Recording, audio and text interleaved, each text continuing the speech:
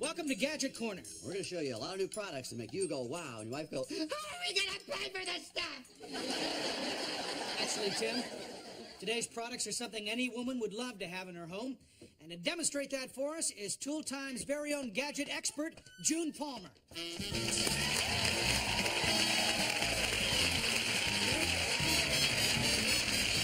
Oh, it's nice to have you here, June. Really? How come I haven't been on the show for 4 years?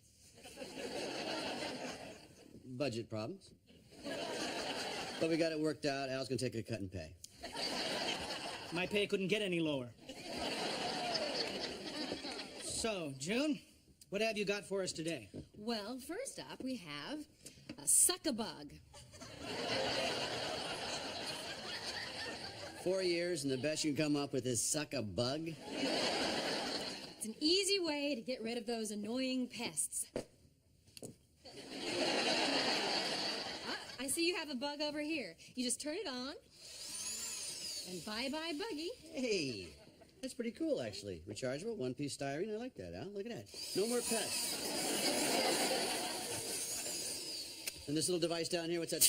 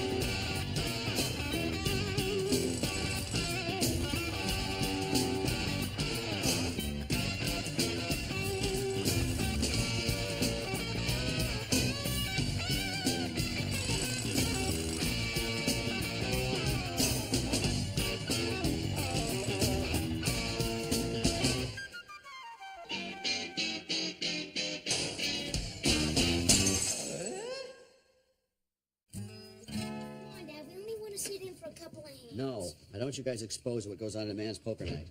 In other words, you don't want us to see you lose. I don't always lose, you know. When was the last time you won? 4 years ago when he had that gadget lady on. Funny. Don't you guys have some homework to do? Yeah. And anyway, upstairs, let my buddies in, will you please? Hey, girls. Hey, Kim. Hey, Harry, Benny, yeah, how you doing? Hey, Tony. How'd you get Jill to let us play poker here tonight? She has her book discussion group. Book discussion group? Sounds interesting. What are they discussing? My guess would be books. I just thought maybe you were taking an interest in something that was important to your wife. Why? Who cares? It's a wonder you guys have long-term relationships with women. No, it's a wonder we have a long-term relationship with you. Hey, Marty. Hi, Marty. That must be Chris, I'll get it! Who's Chris? Some woman in Jill's psych class is driving into the book discussion group. Hey, I like brainy chicks. You think she'd date me? Guys, this is Chris. On second thought, I don't need a date that big. And this is my husband, Tim. How you doing? Hi. Heard a lot about you. Obviously more than I heard about you. Can I talk to my wife in private for just a second? Excuse us. Yeah, just... That guy is a guy. You know, now that I look at him, I think you're right. I'll see you later. Honey, you never told me that Chris was a guy. Yes, I did. We talked about this the other day at the hardware store. You were with me at the hardware store? Honey, Chris and I are just friends. There's nothing for you to worry about, okay? I'll see you later. Okay, bye. Bye. Don't take all his money. Have fun. I'll meet you, Chris. All right, guys. Let's play some poker. Okay, first Jack deals. Tim, I gotta hand it to you. The only guy I know that lets his wife date. She's not going on a date, all right? I wish my wife would date. Call me old-fashioned, but I'd never let my wife go out on a date. She's not going out on a date, all right? Everybody ante up. That's right. She's going to a book discussion group with a friend. I'm sure it's purely platonic. Haven't you guys ever heard of a platonic relationship before? Yeah, I got one with my wife. I've had many relationships with women who were just friends. Yeah, but not by your choice. 7 stud, high-low. Hey, Tim, let me get this straight. You saying it doesn't bother you that Jill just walked out of here with that guy? Would you let it go, Marty? She said he was a friend. That's what he is, a friend, okay? Yeah, just like she was with that guy helping her with her resume. Oh, yeah, the guy that hit on her right in your own house. Well, she wasn't interested in that guy, okay? It was a different story. Besides, he was a lot better looking than Monkey Boy here. I thought Chris was a nice-looking man.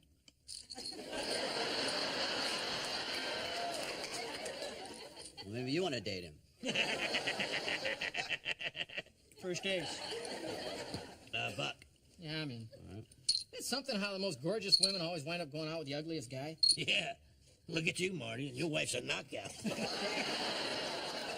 are you saying, I'm ugly? Tim, you think I'm ugly?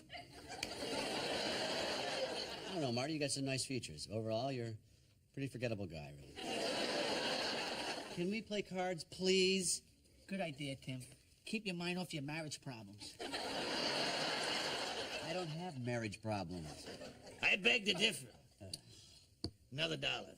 You know, if a woman like Nancy could go for a dog like Marty, I'm a dog? well, then you know that Jill could go for a guy like Chris. You guys are probably right. Having an affair with the guy, and then, just to top it off, she brings the guy back here to meet me and my friends. She's real shrewd. I'll give her that. Buck and a buck better. Al, you find me attractive, don't you?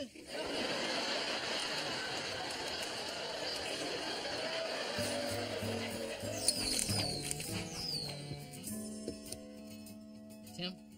Why do you keep looking at your watch? No reason. How long ago was Jill due home? 64 minutes. Look, I'm sorry. We were just giving you a hard time tonight. Don't worry about that guy. I'm not worried about that guy, Marty. Okay. I want you to know whatever happens, I'm here for you. Thanks, Marty. Well, I gotta go now. Why is that, Marty? Because if I'm more than 15 minutes late, Nancy thinks I'm having an affair. Night, Marty. Mark, what are you doing up? I was looking for Mom. Is she home from her date yet? She's not on a date. I'm sorry. You got a problem with your homework or something? Good night, Dad. Hold on a minute. Why is it you guys don't think I can ever help with the homework? Tell me what you got. What's the problem? I have to define a pronoun. Pronoun? That's easy. Pronoun is a noun that gets paid for what an amateur noun would do for free. I'll just wait for Mom. Hi. Hey, what are you still doing up? I need help with my homework. I have to define a pronoun. Okay, a pronoun is a word that takes the place of a noun. Like if you were to say, it's between you and me, it, you, and me would all be pronouns. Both definitions are considered acceptable. Would you please go to bed? Whoa, what a mess. I'll help you clean this up. Thanks. Boy, so late. Must have been a real long book, huh? No, the book club ended at 10, but Chris and I just been sitting out in front in his car talking. Sitting in front of this house in his car talking? Is there something wrong with that? You're a married woman. You shouldn't be hanging out with single guys, especially in a romantic spot like a car. Tim, we were just sitting out in the Camaro talking. It's no big deal. I don't care. Camaro, what year?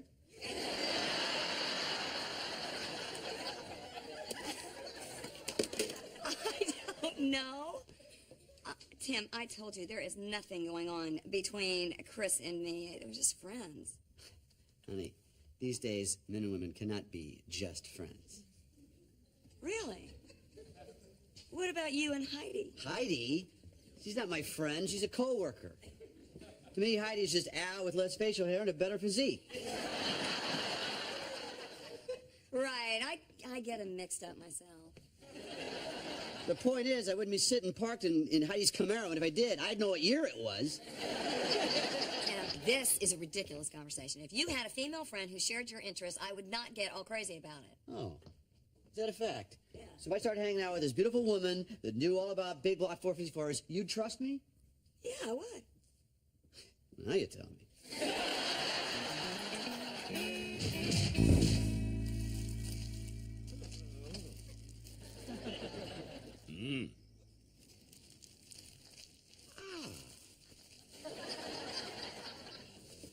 Wilson, what are you doing up?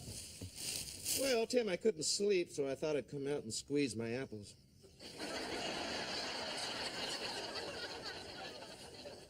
It's none of my business, but should you be doing that in private? No, Tim. I'm squeezing my apples to see if they're ready to make cider. Oh. Firm finger indentations on the surface of the fruit tells me that the apple is ripe. You can tell just by touching. Speaking of touching, do you think it's possible for a man and woman to be friends without it turning physical? Well, I most certainly do. Gotta respect your opinion, even though you are outside squeezing your own apples. You see, many women feel that the most important ingredient in a fulfilled relationship is meaningful conversation. In the words of the French novelist Hélène Lesage, the pleasure of talking is the inextinguishable passion of a woman. Which is why we call them the opposite sex. We like sex, and they like the opposite. You see, Tim, for a woman, intellectual stimulation with a man can be the strongest bond of all. That deep connection allows her to think of him as her soulmate. That sounds like pretty heavy stuff. Oh, if you're the one who found your soulmate, Tim, it certainly is. You're telling me a guy can make a woman a soulmate just by talking to her?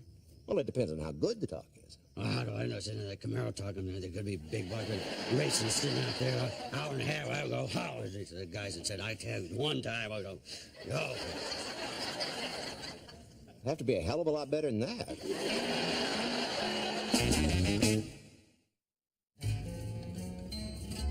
Hey, little buddy. How was practice? Fine. Where have you been? I've been waiting here for 20 minutes. Sorry. Buckle up. I had to stop by the bookstore. Sorry, Dad. I got hit in the head with a puck. I just thought you said bookstore. I did say bookstore. Your mom's book discussion group is stopping by the house next week, and I'm going to read the book they're reading.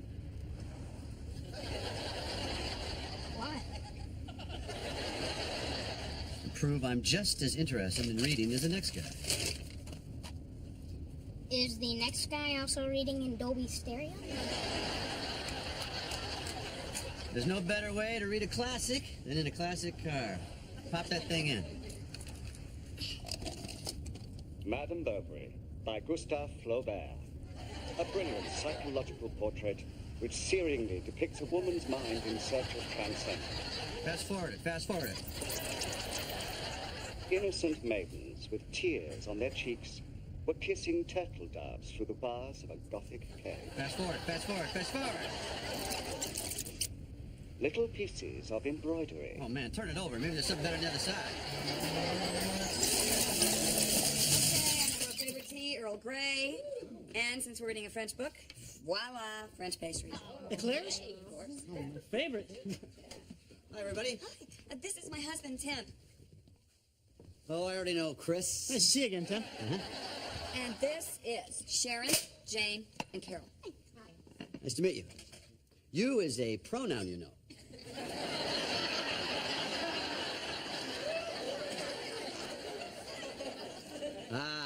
Tea. Nice cup of tea. I'm a big tea guy myself. Do you like Earl Grey? Don't know the guy, Chris. Yeah, you didn't tell us you had such a witty husband. I didn't know. So, don't you have a poker game tonight? You know, I thought I'd blow it off tonight. What? In the hopes of joining the book group.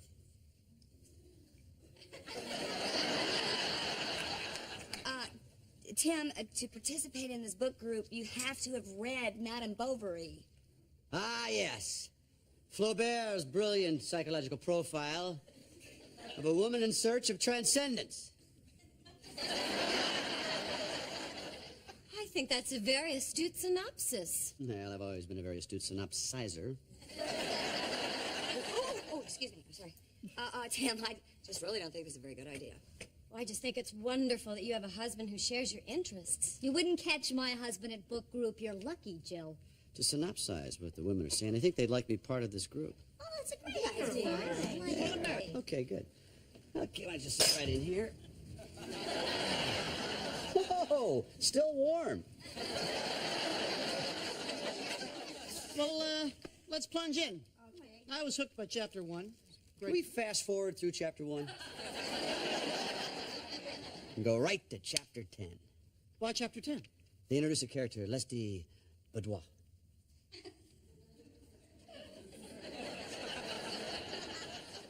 Who is Leslie Boudoir? The village handyman.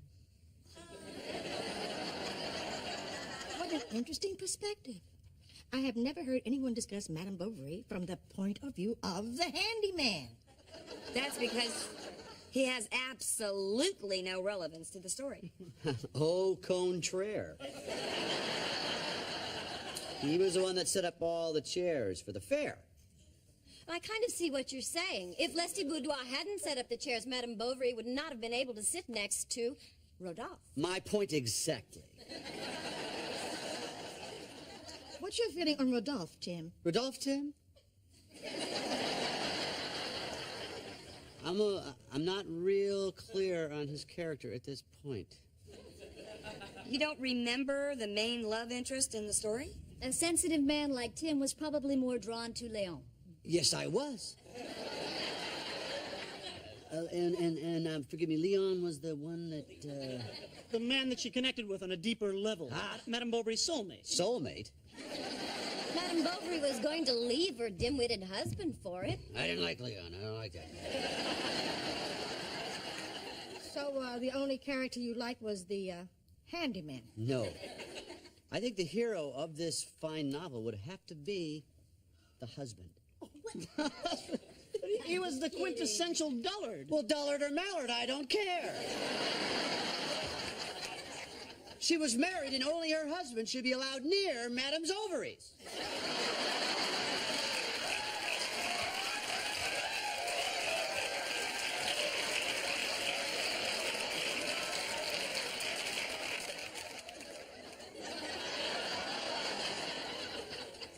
Would anybody like more tea? Well, this was a lot of fun. Thanks for coming. What are we going to read next week? The Fountainhead. Plumbing, I'm in. Oh, Chris, Jill won't be needing a ride next week. I'll take her. Okay. I'll see you in class tomorrow, Jill? Yes, thank you. Goodbye. Bye now. Well, that was quite a display you put on here tonight. Yeah, I really wowed him with that intellectual razzmatazz, didn't I? You were checking up on me. No, I wasn't. What did you think was going to happen? Did you think that Chris and I were just going to make wild, passionate love right here in front of the book club? Would have probably been more exciting. You didn't have to do that. Yes, I did. I did this to prove that I could be your soulmate. What are you talking about? Soulmate?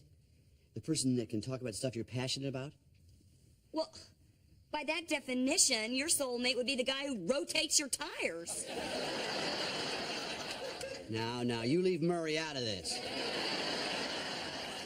This is between you and Chris.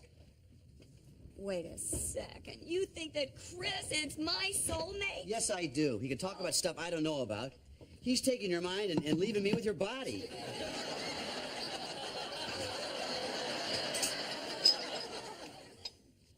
Back the soul train up here. You're more interested in my mind than my body. Hey, no one's more surprised than me.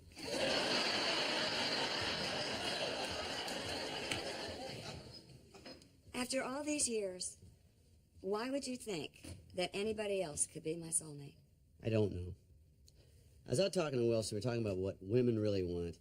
And then all I could do was picture myself sitting alone in my yard squeezing my apples.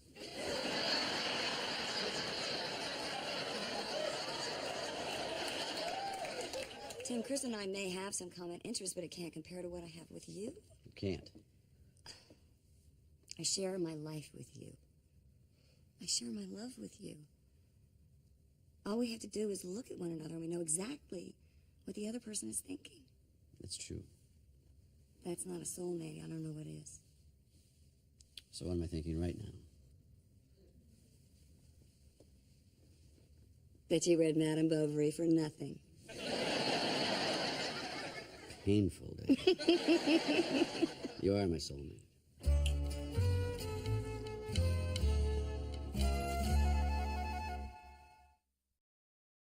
You believe it? 4 jacks again. Read 'em and weep. I guess you guys learned a lesson. Don't play with the poker champ. You must be real proud of yourself, Dad. Wiping out 3 kids you've never played poker before. Now hustle up and get your piggy banks and break Daddy his money. I'll give you an IOU. I'll need some ID. After I finish my homework. You need any help? No, just got a little book to read. Tale of Two Cities. Don't play a tape. Read the book, will you, Randy? I got the idea from you. Well, don't tell your mom you got the idea from me. Don't worry, Dad. She's not going to find out. A Tale of Two Cities by Charles Dickens. It was the best of times. It was the worst of times. It's going to be the worst of times for you if you don't turn this off and go read the book.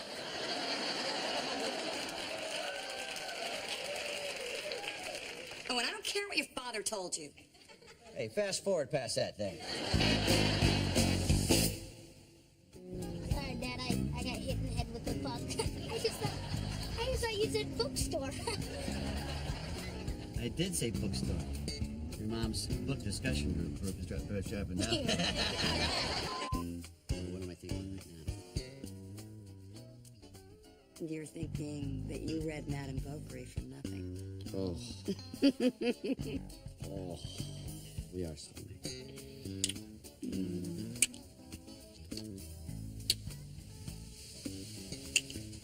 We're not done yet. Hold on, I'm just getting going here.